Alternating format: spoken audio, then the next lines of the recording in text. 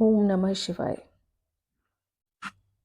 शिव पुराण की श्रृंखला नंबर 2, अध्याय नंबर 3। चंचुला की प्रार्थना से ब्राह्मण का उसे पूरा शिव पुराण सुनाना और समयानुसार शरीर छोड़कर शिवलोक में जा चंचला का पार्वती जी की सखी और सुखी होना। ब्राह्मण बोले, नारी, सौभाग्य की बात है कि भगवान शंकर की कृपा से शिव पुराण की इस वैराग्य युक्त कथा को सुनकर तुम्हें समय पर चेत हो गया है। ब्राह्मण पत्नी, तुम डरो मत, भगवान शिव की शरण में आओ। शिव की कृपा से सारा पाप तत्काल नष्ट हो जाता है। मैं तुमसे भगवान शिव की कीर्ति कथा से युक्त उस परम वस्तु का वर्णन करूंगा जिससे तुम्हें सदा सुख देने वाली उत्तम गति प्राप्त होगी। शिव की उत्तम कथा सुनने से ही तुम्हारी बुद्धि इस तरह पश्चाताप से युक्त और शुद्ध हो गई है। साथ ही तुम्हारे मन में विषयों के प्रति वैराग्य हो गया है। पश्चाताप ही पाप करने वाले पापियों के लिए सबसे बड़ा प्रायश्चित है। सत्पुरुषों ने सबके लिए पश्चाताप को ही समस्त पापों का शोधक बताया है। पश्चाताप से ही पापों की शुद्धि होती है। जो पश्चाताप करता है वही वास्तव में पापों का प्रायश्चित करता है। क्योंकि सत्पुरुषों ने समस्त पापों की शुद्धि के लिए जैसे प्रायश्चित का उपदेश किया है, वह सब पश्चाताप से संपन्न हो जाता है। जो पुरुष विधि पूर्वक प्रायश्चित करके निर्भय हो जाता है पर अपने कुकर्म के लिए पश्चाताप नहीं करता, उसे प्रायः उत्तम गति प्राप्त नहीं होती। परंतु जिसे अपने कुकृत्य पर हार्दिक पश्चाताप होता है, वह अवश्य उत्तम गति का भागी होता है, इसमें संशय नहीं है। इस शिव पुराण की कथा सुनने से जैसी चित्त शुद्धि होती है, वैसी दूसरे उपायों से नहीं होती। जैसे दर्पण साफ करने पर निर्मल हो जाता है, उसी प्रकार इस शिव पुराण की कथा से चित्त अत्यंत शुद्ध हो जाता है, इसमें संशय नहीं है। मनुष्य के शुद्ध चित्त में जगदम्बा पार्वती सहित भगवान शिव विराजमान रहते हैं। इससे वह विशुद्धात्मा पुरुष श्री सांब सदाशिव के पद को प्राप्त होता है। इस उत्तम कथा का श्रवण समस्त मनुष्यों के लिए कल्याण का बीज है। यह यथोचित मार्ग से इसकी आराधना या सेवा करनी चाहिए। यह भव बंधन रूपी रोग का नाश करने वाली है। भगवान शिव की कथा को सुनकर फिर अपने हृदय में उसका मनन और निधिध्यासन करना चाहिए। इससे पूर्णतया चित्त शुद्ध हो जाती है। चित्त शुद्धि होने से महेश्वर की भक्ति अपने दोनों पुत्रों ज्ञान और वैराग्य के साथ निश्चय ही प्रकट होती है। तत्पश्चात महेश्वर के अनुग्रह से दिव्य मुक्ति प्राप्त होती है, इसमें संशय नहीं है। जो मुक्ति से वंचित है उसे पशु समझना चाहिए, क्योंकि उसका चित्त माया के बंधन से आसक्त है। वह निश्चय ही संसार बंधन से मुक्त नहीं हो पाता। ब्राह्मण पत्नी, इसलिए तुम विषयों से मन को हटा लो और भक्ति भाव से भगवान शंकर की इस पावन कथा को सुनो। परमात्मा शंकर की इस कथा को सुनने से तुम्हारे चित्त की शुद्धि होगी और इससे तुम्हें मोक्ष की प्राप्ति हो जाएगी। जो निर्मल चित्त से भगवान शिव के चरणार विंदों का चिंतन करता है, उसकी एक ही जन्म में मुक्ति हो जाती है। यह मैं तुमसे सत्य सत्य कहता हूँ। सूत जी कहते हैं, शौनक, इतना कहकर वे श्रेष्ठ शिव भक्त ब्राह्मण चुप हो गए। उनका हृदय करुणा से आर्द्र हो गया। वे शुद्ध चित्त महात्मा भगवान शिव के ध्यान में मग्न हो गए। तदनंतर बिंदुक की पत्नी चंचला मन ही मन प्रसन्न हो उठी। ब्राह्मण का उक्त उपदेश सुनकर उसके नेत्रों में आनंद के आंसू छलक आए थे। वह ब्राह्मण पत्नी चंचला हर्ष भरे हृदय से उन श्रेष्ठ ब्राह्मण के दोनों चरणों में गिर पड़ी और हाथ जोड़कर बोली, मैं कृतार्थ हो गई। तत्पश्चात उठकर वैराग्य युक्त उत्तम बुद्धि वाली वह स्त्री, जो अपने पापों के कारण आतंकित थी, उन महान शिव भक्त ब्राह्मण के से हाथ जोड़कर गदगद वाणी में बोली। चंचुला ने कहा, हे ब्राह्मण, शिव भक्तों में श्रेष्ठ स्वामिन, आप धन्य हैं, परमार्थदर्शी हैं और सदा परोपकार में लगे रहते हैं, इसलिए श्रेष्ठ साधु पुरुषों में प्रशंसा के योग्य हैं। हे साधु, मैं नरक के समुद्र में गिर रही हूँ, आप मेरा उद्धार कीजिए, उद्धार कीजिए। पौराणिक अर्थ तत्व से संपन्न जिस सुंदर शिव पुराण की कथा को सुनकर मेरे मन में संपूर्ण विषयों से वैराग्य उत्पन्न हो गया, इस शिव पुराण को सुनने के लिए इस समय मेरे मन में बड़ी श्रद्धा हो रही है। सूत जी कहते हैं, ऐसा कहकर हाथ जोड़कर उनका अनुग्रह पाकर चंचुला उस शिव पुराण की कथा को सुनने की इच्छा मन में लिए उन ब्राह्मण देवता की सेवा में तत्पर हो वहां रहने लगी। तदनंतर शिव भक्तों में श्रेष्ठ और शुद्ध बुद्धि वाले उन ब्राह्मण देव ने उसी स्थान पर उस स्त्री को शिव पुराण की उत्तम कथा सुनाई।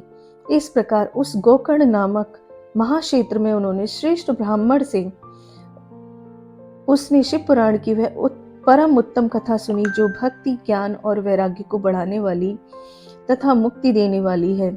उस परम उत्तम कथा को सुनकर वह ब्राह्मण पत्नी अत्यंत कृतार्थ हो गई। उसका चित्त शीघ्र ही शुद्ध हो गया। फिर भगवान शिव के अनुग्रह से उसके हृदय में शिव के सगुण रूप का चिंतन होने लगा। इस प्रकार उसने भगवान शिव में लगी रहने वाली उत्तम बुद्धि पाकर शिव के सच्चिदानंदमय स्वरूप का बारंबार चिंतन आरंभ किया। तत्पश्चात समय के पूरा होने पर भक्ति, ज्ञान और वैराग्य से युक्त हुई चंचला ने अपने शरीर को बिना किसी कष्ट के त्याग दिया। इतने में ही त्रिपुर शत्रु भगवान शिव का भेजा हुआ एक दिव्य विमान द्रुत गति से वहां पहुंचा, जो उनके अपने गणों से संयुक्त और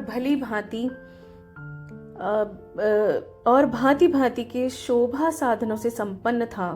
चंचला उस विमान पर आरूढ़ हुई और भगवान शिव के श्रेष्ठ पार्षदों ने उसे तत्काल शिवपुरी में पहुंचा दिया। उसके सारे मल धुल गए थे। वह दिव्य रूप धारिणी दिव्यांगना हो गई थी। उसके दिव्य अवयव उसकी शोभा बढ़ाते थे। मस्तक पर अर्धचंद्र का मुकुट धारण किए वह गौरांगी देवी शोभाशाली दिव्य आभूषणों से विभूषित थी।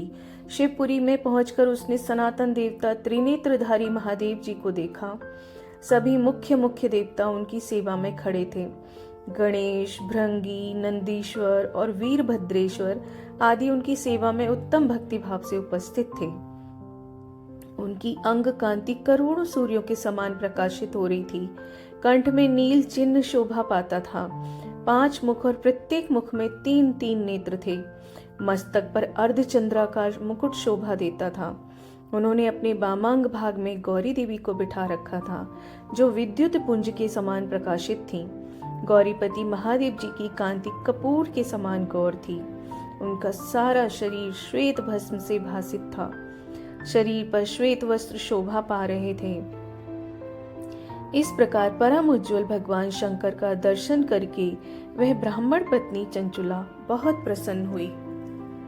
अत्यंत प्रीति युक्त होकर उसने बड़ी उतावली के साथ भगवान को बारंबार प्रणाम किया। फिर हाथ जोड़कर वह बड़े प्रेम, आनंद और संतोष से युक्त हो विनीत भाव से खड़ी हो गई। उसके नेत्रों से आनंदाश्रुओं की अविरल धारा बहने लगी और संपूर्ण शरीर में रोमांच हो गया। उस समय भगवती पार्वती और भगवान शंकर ने उसे बड़ी करुणा के साथ अपने पास बुलाया और सौम्य दृष्टि से उसकी ओर देखा। पार्वती जी ने तो दिव्य रूप धारिणी बिंदुक प्रिया चंचुला को प्रेम पूर्वक अपनी सखी बना लिया। वह उस परमानंद घन ज्योति स्वरूप सनातन धाम में अविचल निवास पाकर दिव्य सौख्य से संपन्न हो अक्षय सुख का अनुभव करने लगी।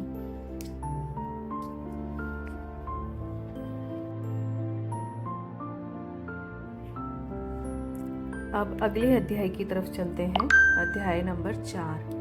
चंचला के प्रयत्न से पार्वती जी की आज्ञा पाकर तुम्बुरु का विंध्य पर्वत पर शिव पुराण की कथा सुनाकर बिंदुक का पिशाच योनि से उद्धार करना और उन दोनों दंपत्ति का शिव धाम में सुखी होना। सूत जी बोले, शौनक, एक दिन परमानंद में निमग्न हुई चंचुला ने उमा देवी के पास जाकर प्रणाम किया और दोनों हाथ जोड़कर वह उनकी स्तुति करने लगी। चंचुला बोली, हे गिरिराज नंदिनी, स्कंद माता उमे, मनुष्यों ने सदा आपका सेवन किया है। समस्त सुखों को देने वाली शंभु प्रिय, आप ब्रह्म रूपिणी हैं। विष्णु और ब्रह्मा आदि आप देवताओं द्वारा सेव्य हैं। आप ही सगुणा और निर्गुणा हैं और आप ही सूक्ष्म सच्चिदानंद स्वरूपिणी आद्या प्रकृति हैं। आप ही संसार की सृष्टि, पालन और संहार करने वाली हैं। तीनों गुणों का आश्रय भी आप ही हैं। ब्रह्मा, विष्णु और महेश्वर, इन तीनों देवताओं का आवास स्थान और उनकी उत्तम प्रतिष्ठा करने वाली पराशक्ति आप ही हैं। सूत जी कहते हैं, शौनक, जिसे सद्गति प्राप्त हो चुकी थी, वह चंचुला इस प्रकार महेश्वर पत्नी उमा की स्तुति करके सिर झुकाए चुप हो गई। उसके नेत्रों में प्रेम के आंसू उमड़ आए। तब करुणा से भरी हुई शंकर प्रिया भक्त वत्सला पार्वती देवी ने चंचुला को संबोधित करके बड़े प्रेम से इस प्रकार कहा। पार्वती बोली, हे सखी चंचुले सुंदरी, मैं तुम्हारी की हुई इस स्तुति से बहुत प्रसन्न हूँ। बोलो, क्या वर मांगती हो? तुम्हारे लिए मुझे कुछ भी अदेय नहीं है। चंचुला बोली, निष्पाप गिरिराज कुमारी, मेरे पति बिंदु इस समय कहाँ हैं? उनकी कैसी गति हुई है, यह मैं नहीं जानती। कल्याणमयी दीन वत्सले, मैं अपने उन पति देव से जिस प्रकार संयुक्त हो सकूं, वैसा ही कोई उपाय कीजिए। महेश्वरी, हे महादेवी, मेरे पति एक शूद्र जाति वैश्य के प्रति आसक्त थे और पाप में ही डूबे रहते थे। उनकी मृत्यु मुझसे पहले ही हो गई थी। न जाने वे किस गति को प्राप्त हुए हैं। गिरिजा बोली, बेटी, तुम्हारा बिंदुक नाम वाला पति बड़ा पापी था। उसका अंतःकरण बड़ा ही दूषित था। वैश्य का उपभोग करने वाला वह महामूढ़ मरने के बाद नरक में पड़ा अगणित वर्षों तक नरक में नाना प्रकार के दुख भोग कर वह पापात्मा अपने शेष पाप को भोगने के लिए विंध्य पर्वत पर पिशाच हुआ है। इस समय वह पिशाच अवस्था में ही है और नाना प्रकार के क्लेश उठा रहा है। वह दुष्ट वहीं वायु पीकर रहता है और सदा सब प्रकार के कष्ट सहता है। सूत जी कहते हैं, शौनक, गौरी देवी की यह बात सुनकर उत्तम व्रत का पालन करने वाली चंचुला उस समय पति के महान दुख से दुखी हो गई। फिर मन को स्थिर करके उस ब्राह्मण पत्नी ने व्यथित हृदय से महेश्वरी को प्रणाम करके पुनः पूछा।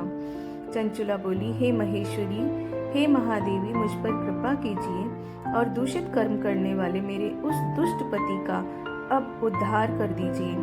देवी, कुत्सित बुद्धि वाले मेरे पति उस पापात्मा को किस उपाय से उत्तम गति प्राप्त हो सकती है, यह शीघ्र बताइए।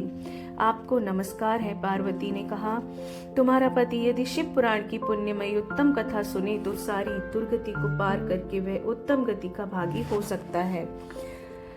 अमृत के समान मधुर अक्षरों से युक्त गौरी देवी का यह वचन आदर पूर्वक सुनकर चंचुला ने हाथ जोड़ मस्तक झुकाकर उन्हें बारंबार प्रणाम किया और अपने पति के समस्त पापों की शुद्धि तथा उत्तम गति की प्राप्ति के लिए पार्वती देवी से यह प्रार्थना की कि मेरे पति को शिव पुराण सुनाने की व्यवस्था होनी चाहिए।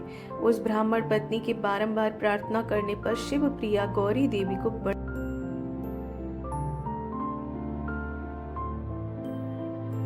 बड़ी दया आई। उन भक्त वत्सला महेश्वरी गिरिराज कुमारी ने भगवान शिव की उत्तम कीर्ति का गान करने वाले गंधर्वराज तुम्बुरु को बुलाकर उनसे प्रसन्नता पूर्वक इस प्रकार कहा, तुम्बुरु, तुम्हारी भगवान शिव में प्रीति है। तुम मेरे मन की बातों को जानकर मेरे अभीष्ट कार्यों को सिद्ध करने वाले हो, इसलिए मैं तुमसे एक बात कहती हूँ, तुम्हारा कल्याण हो। तुम मेरी इस सखी के साथ शीघ्र ही विंध्य पर्वत पर जाओ। वहाँ एक महाघोर और भयंकर पिशाच रहता है। उसका वृतांत तुम आरंभ से ही सुनो। मैं तुमसे प्रसन्नता पूर्वक सब कुछ बताती हूँ। पूर्व जन्म में वह पिशाच बिंदु नामक ब्राह्मण था। मेरी इस सखी चंचुला का पति था, परंतु वे दुष्ट वैश्यगामी हो गया। स्नान, संध्या आदि नित्य कर्म छोड़कर अपवित्र रहने लगा। क्रोध के कारण उसकी बुद्धि पर मूढ़ता छा गई थी। वह कर्तव्य का विवेक नहीं कर पाता था। अभक्ष्य भक्षण, सज्जनों से द्वेष और दूषित वस्तुओं का दान लेना, यही उसका स्वाभाविक कर्म बन गया था। वह अस्त्र शस्त्र लेकर हिंसा करता, बाएं हाथ से खाता, दीनों को सताता और क्रूरता पूर्वक पराये घरों में आग लगा देता था। चांडालों से प्रेम करता और प्रतिदिन वेश्या के संपर्क में रहता था। वह बड़ा दुष्ट था। वह पापी अपनी पत्नी का परित्याग करके दुष्टों के संग में ही आनंद मनाता था। वह मृत्यु पर्यंत दुराचार में ही फंसा रहा। फिर अनंत काल आने पर उसकी मृत्यु हो गई। वह पापियों के भोग स्थान घोर यमपुर में गया और वहां बहुत से नरकों का उपभोग करके वह दुष्टात्मा जीव वह इस समय विंध्य पर्वत पर पिशाच बना हुआ है। वहीं वह दुष्ट पिशाच अपने पापों का फल भोग रहा है। तुम इसके आगे यत्नपूर्वक शिव पुराण की उस दिव्य कथा का प्रवचन करो जो परम पुण्यमयी और समस्त पापों का नाश कर। शिव पुराण की कथा का श्रवण सबसे उत्कृष्ट पुण्य कर्म है। उससे उसका हृदय शीघ्र ही समस्त पापों से शुद्ध हो जाएगा और वह प्रेत योनि का परित्याग कर देगा। उस दुर्गति से मुक्ति होने पर बिंदुक नामक पिशाच को मेरी आज्ञा से विमान पर बिठाकर तुम भगवान शिव के समीप ले जाओ। सूची कहते हैं, शौनक, महेश्वरी उमा के इस प्रकार आदेश देने पर गंधर्व राज तुम्बुरु मन ही मन बड़े प्रसन्न हुए। उन्होंने अपने भाग्य की सराहना की। तत्पश्चात उस पिशाच की सती साध्वी पत्नी चंचुला के साथ विमान पर बैठकर नारद के प्रिय मित्र तुम्बुरु वेग पूर्वक विंध्याचल पर्वत पर गए, जहां वह पिशाच रहता था। वहां उन्होंने उस पिशाच को देखा। उसका शरीर विशाल था, ठोड़ी बहुत बड़ी थी। वह कभी हंसता, कभी रोता और कभी उछलता था। उसकी आकृति बड़ी विकराल थी। भगवान शिव की उत्तम कीर्ति का गान करने वाले महाबली तुम्बुरु ने उस अत्यंत भयंकर पिशाच को पाशों से बांध लिया। तदनंतर तुम्बुरु ने शिव पुराण की कथा बांचने का निश्चय करके महोत्सव युक्त स्थान और मंडप आदि की रचना की। इतने में ही संपूर्ण लोकों में बड़े वेग से यह प्रचार हो गया कि देवी पार्वती की आज्ञा से एक पिशाच का उद्धार करने के उद्देश्य से शिव पुराण की उत्तम कथा सुनाने के लिए तुम्बुरु विंध्य पर्वत पर गए हैं। फिर तो उस कथा को सुनने के लोभ से बहुत से देवर्षि भी शीघ्र वहां जा पहुंचे। आदर पूर्वक शिव पुराण सुनने के लिए तुम्बुरु ने उस पिशाच को पाशों से बांधकर आसन पर बिठाया और हाथ में वीणा लेकर गौरीपति की कथा का गान आरंभ किया। पहली अर्थात विद्येश्वर संहिता से लेकर 7वीं वायु संहिता तक महात्म्य सहित शिव पुराण की कथा का उन्होंने स्पष्ट वर्णन किया। सातों संहिताओं सहित शिव पुराण का आदर पूर्वक श्रवण करके वे सभी श्रोता पूर्णतः कृतार्थ हो गए। उस समय पुण्यमय शिव पुराण को सुनकर उस पिशाच ने अपने सारे पापों को धोकर उस पैशाचिक शरीर को त्याग दिया। फिर तो शीघ्र ही उसका रूप दिव्य हो गया। अंग कांति गौरवर्ण की हो गई। शरीर पर श्वेत वस्त्र और सब प्रकार के पुरुषोचित आभूषण उसके अंगों को उद्भासित करने लगे। वह त्रिनेत्रधारी चंद्रशेखर रूप हो गया। इस प्रकार दिव्य देहधारी होकर श्रीमान बिंदुक अपनी प्राण बल्लभा चंचला के साथ स्वयं भी पार्वती बल्लभ भगवान शिव का गुणगान करने लगा। उसकी स्त्री को इस प्रकार दिव्य रूप से सुशोभित देख वे सभी देवर्षि बड़े विस्मित हो गए। उनका चित्त परमानंद से परिपूर्ण हो गया। भगवान महेश्वर का वह अद्भुत चरित्र सुनकर वे सभी श्रोता परम कृतार्थ हो प्रेम पूर्वक श्री शिव का यशोगान करते हुए अपने अपने धाम को चले गए। दिव्य रूपधारी श्रीमान बिंदुक भी सुंदर विमान पर अपनी प्रियतमा के पास बैठकर सुख पूर्वक आकाश में स्थित हो बड़ी शोभा पाने लगा। तदनंतर महेश्वर के सुंदर और मनोहर गुणों का गान करता हुआ वह अपनी प्रियतमा और तुम्बुरु के साथ शीघ्र ही शिव धाम में जा पहुंचा। वहां भगवान महेश्वर तथा पार्वती देवी ने बड़ी प्रसन्नता पूर्वक बिंदुक का बड़ा स्वागत सत्कार किया और उसे अपना पार्षद बना लिया। अब उसकी पत्नी चंचुला पार्वती जी की सखी हो गई। उस घनीभूत ज्योति स्वरूप परमानंदमय सनातन धाम में अविचल निवास पाकर वे दोनों दंपति परम सुखी हो गए। बोल शंकर भगवान की जय। श्री शिवाय नमस्तुभ्यम, श्री शिवाय नमस्तुभ्यम, श्री शिवाय नमस्तुभ्यम, श्री शिवाय नमस्तुभ्यम, श्री शिवाय नमस्तुभ्यम।